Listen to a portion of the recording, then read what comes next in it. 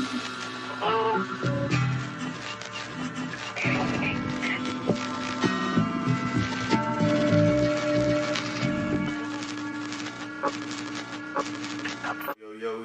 it's your boy OG Soul, you know what I'm saying? We live back in this thing with another special guest, you know what I'm saying? Go ahead and introduce yourself, please. My name is Justin. I go by Guevara. I also go by Justin is Prime. Justin is Prime on all social media handles, by the way. So, hey man, like I said, got my man Justin in the building, you know what I'm saying? First of all, man, how you feeling, man? Man, like, to be honest with you, like, I'm not, like, in the best of moods right now because I got a call 8 a.m. sharp this morning from a close friend. My friend Devin called me, and a close friend of mine, Brandon Law, he got shot last night, and he died from it. So my heart is still heavy, and my mind is still trying to wrap around it because I had known Brandon since 2008. And the last time we saw each other physically was last year, and we've always tried to link up, but because he had a kid, like, I know he was really trying to focus on the kid and whatnot. So yeah, bro, it's definitely unfortunate, man. Sorry to hear about that, dog. Yeah, but like other than that, like overall, I've been doing pretty good for the most part, man. Just really trying to get my stuff together for the very last semester of my tenure here at the Virginia Commonwealth University. So that's what's up, man. That's what's up, man. So you know what I'm saying. For the people who don't know, you know what I'm saying. Like, what do you do? Man, that's a really great question because I'm known for so many different things. So I'm a writer for Henny and Coke. I'm a writer for Lovelace Magazine, which I write under my pen name, J. Guevara. So that name itself, it's an old name that goes back all the way to 2013 before I had my 2-year run with making music. Right. So like I just write reviews and interviews like underneath that name. I'm also a VCU senior, so in May 10th or May 11th of 2019 I'll be graduating with a major in health and exercise science. So that'll be really nice to experience. I'm also a gym rat, so I'm always in the gym usually, but I had to cut back a little bit because I've been going through tendonitis in my wrist and forearms. For the people that don't know what tendonitis is, it's inflammation of your tendons. So it's not the best thing to go through, but just icing and resting really helps that out. Word, man, you know what I'm saying? So, oh, and I'm also a poet as well. That's how we met because... Yeah, that's what I was going to say, you know what I'm saying? I was going to say, man, you also, you know what I'm saying, you do the poetry thing as well, you know what I'm saying? Yeah. So, yeah, man, so, basically to start off, you know, like, which one, out of all of these things, like, which one came first, I would say? Man, I would have to say the poetry because back when I was in middle school in 2009, my English teacher, he told me about this poetry class that was going on. So there would be a poet from Baltimore, Maryland that would come down like once a week to just hold a poetry class and write. So I would write poetry, but I would also write rap lyrics. But the rap lyrics wasn't my own rap lyrics. So like I would just steal stuff from like Drake and Timbaland's, like say something and like kind of reword it, and then people was like, yo, like you can't do that because this is not your, well, first off, can I curse or? Yeah. Alright, so like people was like, no, this shit whack because this is not you, like write your own shit. So I'm like, damn, but okay. So I just eventually started doing that. And around sophomore year of high school, that was when I began writing underneath my moniker, J. Guevara, because I was in this IB program, which is for really advanced students. And we had to do this thing called a personal project. So I was actually trying to work on my first mixtape. So I bought this book, Jay-Z's Decoded. And for the people that don't know what Jay-Z's Decoded is, think of it like a print version of Rap Genius, but for Jay-Z lyrics and his own autobiography.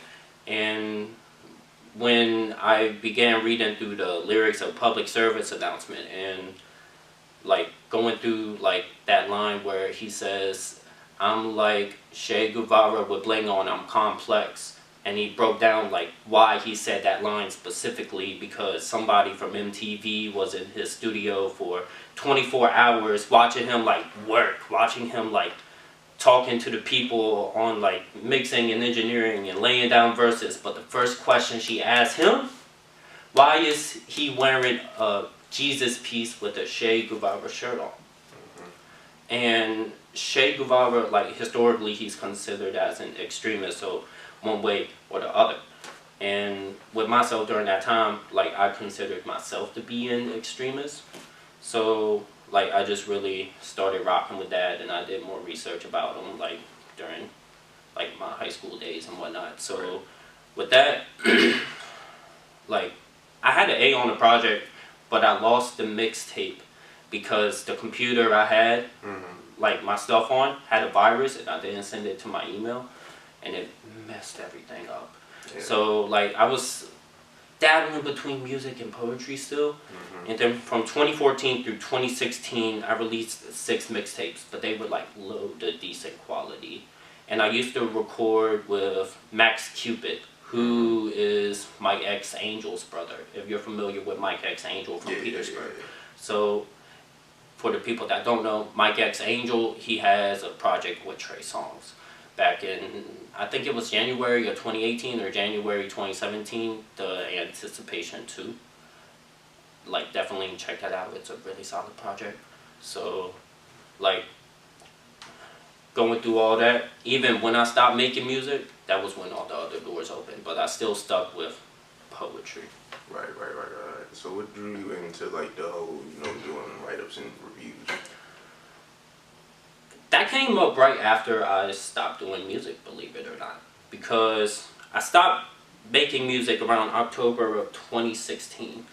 And also during that time, like when I stopped, I was with the Cheats movement during the time. And I helped them bring Joe Budden down to the Broadberry back when he was still doing music.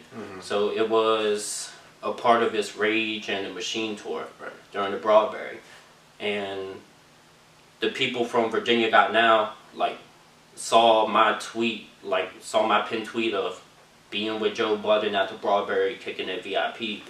And Kendall, one of the co-founders, was like, hey, yo, like, we would like for you to do this. And I have, like I'm really analytical when it comes to my poems. And I'm really analytical when it comes to, like, writing essays and whatnot. So writing was always a breeze for me. And I decided to do that because I could find so many different concepts. And when it comes to music specifically, I see it like working on a painting. Like, what type of canvas are you using? What type of paint are you using? Because acrylic and watercolor, they have 2 different textures. So if you try painting with acrylic on this type of paper, it might work out great. But if you try painting it on like this different type of paper with a rougher texture, then it's going to come out weird. So I use that metaphor of like actual painting to music as it pertains to the tone that the artist is giving off, or what are they saying, and it doesn't really match up with like how they're presenting it. How does the beat, how does everything come together to make it cohesive or non-cohesive? And one song is a part of the overall project. Like, how does the track list compose the message of the project? Like, I could really break it down to so many different levels. And it's just a breeze. So that's how that led up to myself being a part of Henny and Coke. Shout out Octane, shout out Suge, and Lovelace Magazine. Shout out Nick, Con from the 703, Mira, and the rest of the Lovelace team. So what's some of the things you learned like working with these different different places doing write-ups? I say that communication is key. Like, communication is really key, and very heavy. And also, checking in on other people as well, because when you're building a brand now, like it's like all of y'all are, well, let me rephrase this. It takes a village to raise a child. The child is the brand. The village is the people trying to push that brand. And with my prior experiences with Virginia Got Now, like the communication wasn't there. Right. And some of my peoples that I was with during my tenure there, they left because of that reason. Okay. So eventually I left, and then I joined Lovelace a month later. And it's all a family, you know? Like, that's why I really enjoy riding with Lovelace, because pun intended, like, they show love and you get love back. And we're all just trying to uplift the brand in many different ways as possible. Right. So communication is really key. Word. Yeah, they definitely respect that, man. Communication is like heavy when it comes to, you know what I'm saying, trying to build a brand, like you said, and just overall teamwork, you know what I'm saying, making sure everybody on the same page and got the same passion for what they doing. You know what I'm saying? So yeah, that's definitely important. And also caring about the other individuals on the team as well. Exactly. Like, that's all I'm gonna say there. Exactly. Word. So, you know what I'm saying, like you say, you're a man of many different, you know what I'm saying, talents and stuff like that. So, you know, with that, you know what I'm saying, I know you meet like a lot of different faces, you know what I'm saying, different artists, you know what I'm saying. So, what, you know what I'm saying, how much, you know what I'm saying, dope people have you like discovered and just like throughout everything you've done? Have I discovered? Yeah. Alright. Well, definitely Khan from the 703. He's on the Lovelace label, like really dope artist. He's also a big wrestling fanatic. I'm a big wrestling fanatic also. So like his energy is really, really dope. Another artist I'll say is actually Nicholas F. also, even though a lot of people in Virginia knows him because of his battle rap run and his appearance on BET's 106 Park and working with Drake. But when it comes to discovering like dope talents, because of the write-ups that I've done in the past, like Hans and Zay Kenshin, like they're really dope indie hip-hop artists, and I really enjoy their overall vibe and style. CO from Mechanicsville, really energetic, really aggressive artist, and he puts a lot of his heart and soul and personal stories towards his music. And and the Henny and Coke people had CO on his podcast, well, on the Henny and Coke podcast last week. You could stream the Henny and Coke podcast on Apple and Spotify.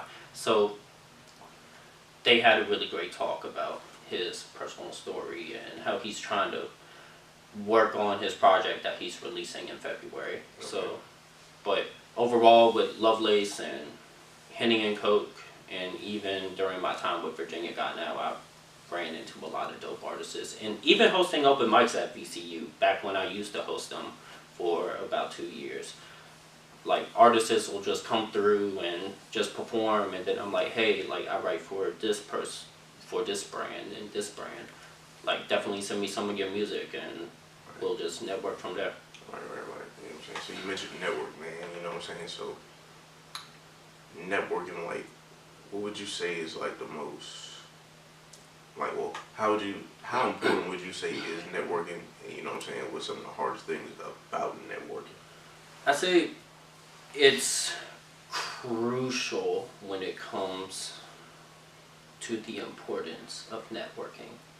And from my perspective of networking, I don't think, well, I have this phrase I'll say, don't ask what you can get, but ask what you can give. Because when you have a decorated resume, or you have this great talent with various experiences, because of that one specific talent, you bring something to the table. And nowadays, because of social media, like You don't have to go to these labels to have a meeting with an executive, because you could just easily DM them or hashtag Diddy, and like your post will show up along with like 500 other posts. But because of social media itself, that makes it even harder, because a lot of other individuals are trying to do the same thing. Exactly. So when it comes to networking, it's as simple as showing up to events and introducing yourself to people, because social media can give off a lot of different impressions, but the energy that you bring personally, that is the true marker.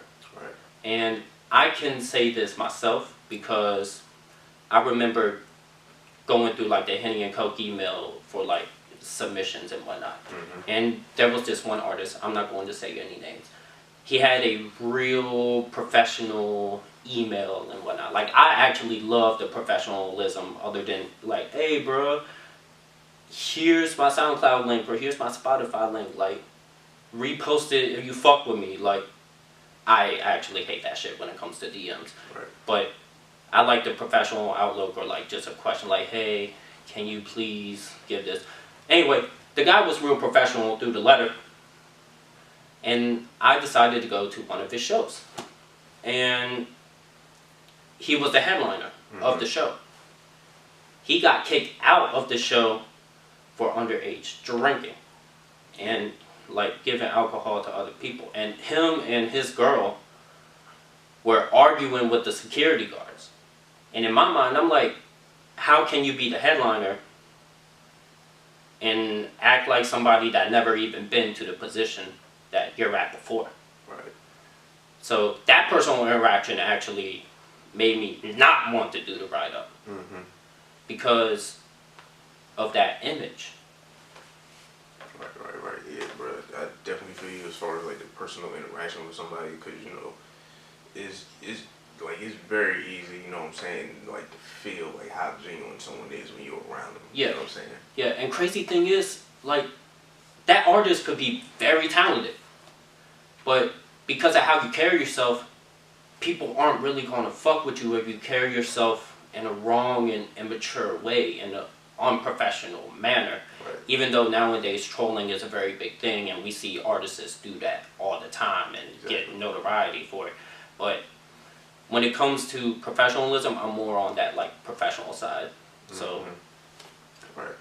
Yeah, you know what I'm saying? You bring up the whole trolling aspect of the game today, you know what I'm saying? So it's just like, as far as that, like, you know what I'm saying, the trolling and all that, you know what I'm saying, that's what gets people's attention, you know what I'm saying? But for the artist, you know what I'm saying, who doesn't want to troll, you know what I'm saying, who, you know what I'm saying, just wants to stick to creating, you know what I'm saying, what's your advice for those, you know what I'm saying, who just, you know what I'm saying, don't troll, you know what I'm saying, just really want to make music, you know what I'm saying, but getting overlooked, obviously, because, you know, they not with the trends of what's going on today.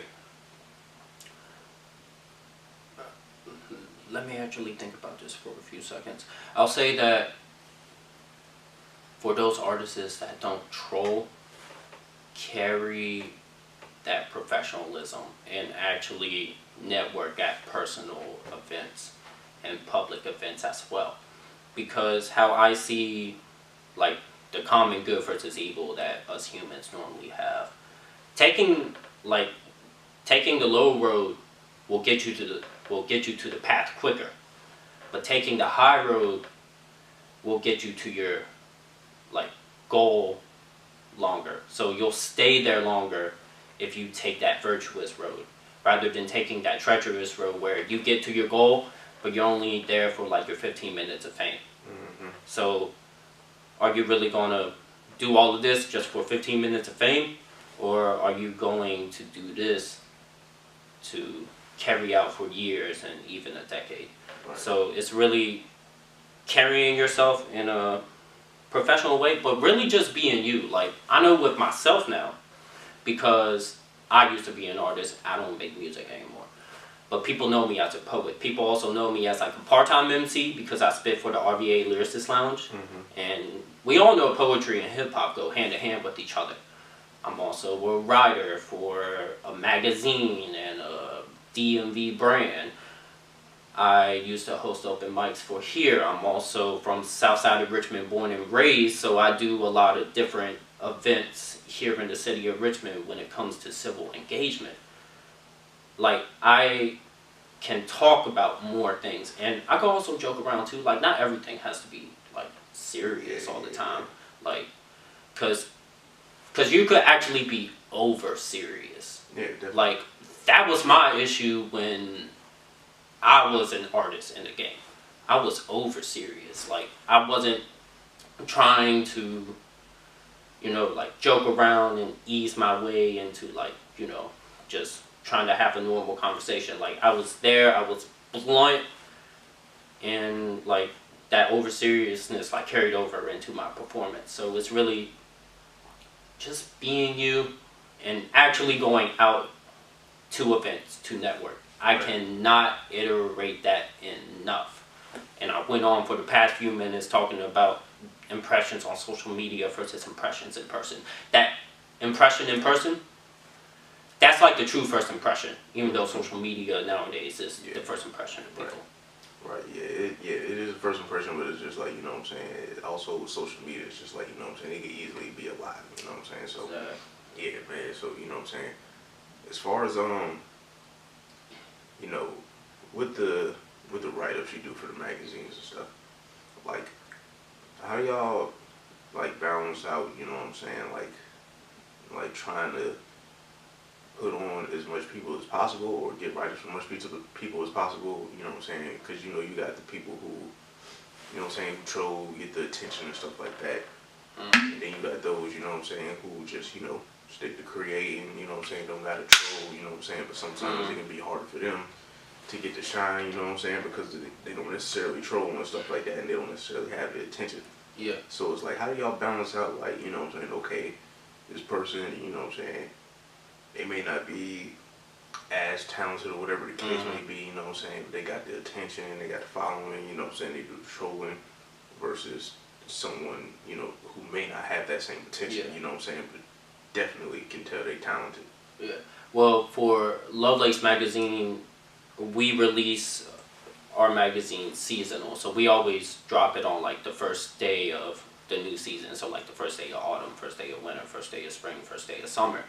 And we have different writers all over the U.S. So we have a writer that's based out in Orlando, like one of the head people is in Orlando, a writer out in Cleveland, I believe, a writer out in Louisiana, a writer out in Cali, even though like it's Nova/DC based. It's really the main guy that goes through all of this stuff is Nick Bohr, who's the head of Lovelace.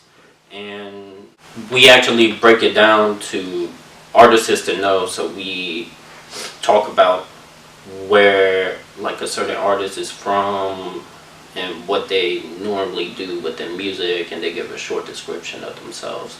And then we break it down into many other different articles. So the last article I wrote was the influence of radio towards the hip-hop culture today.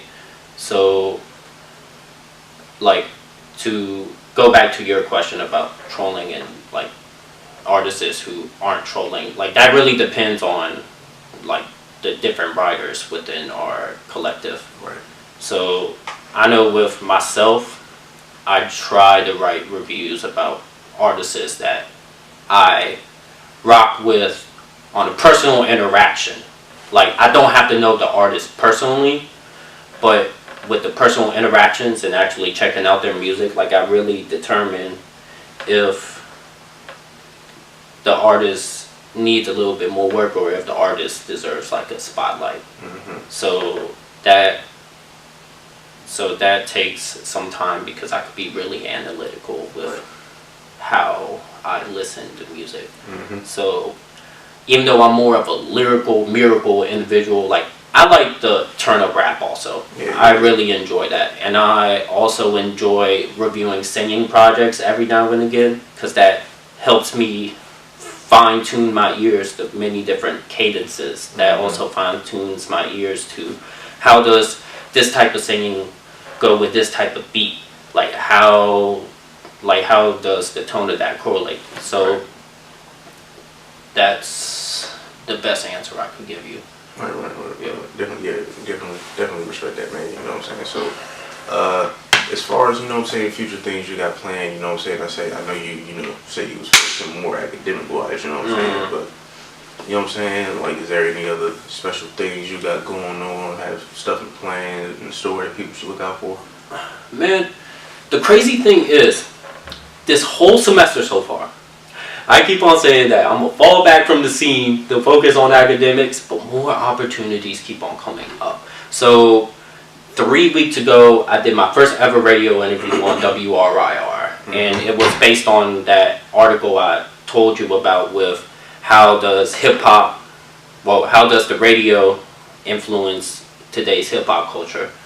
And Nick Bohr was actually on the radio show like the week before and because of them and that interview, they reached out to me like, hey, like, you should come here. So with that, like, that was a great experience. I was also in a poetry competition that discussed, well, the poetry competition was at an event that focused on the school to prison pipeline along with LGBTQ representation in public schools. And I found out about it the day before it happened, and I wrote a piece specifically for it and won first place. So, yeah, thank you.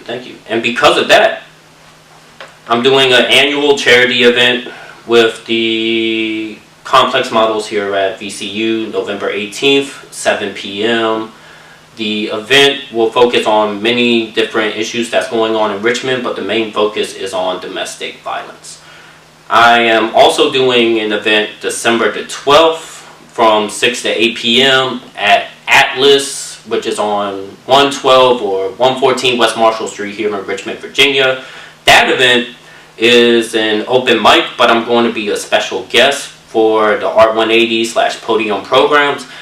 And Podium, for the people that don't know, Podium is a program here in the city of Richmond that helps RPS high school students publish their artwork and poetry. And because I am an alum because I was an alum of Podium, I did Podium for 2.5 years. The head of Podium was actually at the poetry competition. She also helped out run part of the program because she was with the GLISTEN organization, which focused on the LGBTQ rights for public school students. And she was like, hey, I would love for you to be a part of this open mic December the 12th. And I want you to be a special guest because with just a little bit of what you told me, like, I really want you to show up and prove to the kids that anything is possible. And I'm deciding whether I want to write a new piece for that or just perform some old poetry. In January, season 2 of the RVA Lyricist Lounge is going down. So I will be there, and just be on the lookout on my social media for what exactly I'm going to do for that January episode, because it's going to be a big surprise. All right, hey man, hey, you heard my man, bro. So you know what I'm saying. One last question I want to ask.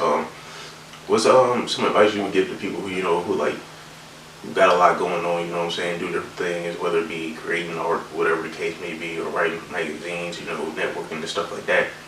What some of the best advice you would give to those who do it now or who want to do it, you know what I'm saying, as far as like balancing that out with academics?